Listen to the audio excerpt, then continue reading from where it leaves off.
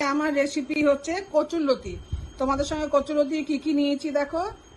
কচুরলতি নিয়েছি, কাঁচা লঙ্কা নিয়েছি, নুন, হলুদ, রসুন কুচনো, পেঁয়াজ কুচনো, সর্ষে তেল, একটু কাঁঠাল বিচি, চিংড়ি মাছ মাথা শুদ্ধ আর একটু চিনি।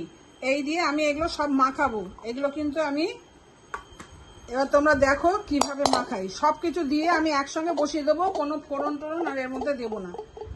এ দেখো নিয়ে নিলাম কচুরলতি, এই নিলাম নুন, এই নিলাম হলুদ, এই নিলাম চিংড়ি মাছগুলো, এই নিলাম কাঁঠাল বিচি, এই দিলাম সর্ষের তেল,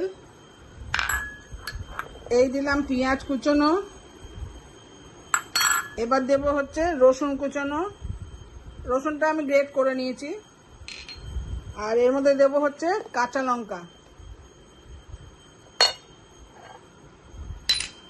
তারপর দেবো একটুখানি চিনি। এতে কিন্তু আমি জলের ব্যবহার করব না। লতিটা আমি বসিয়ে দিয়েছি, দেখো জল দিইনি, কিন্তু লতিটা আমার ভাজা ভাজা হয়ে গেছে। অথচ দেখো কচুরলতি কিন্তু আমার একটাও গলেনি।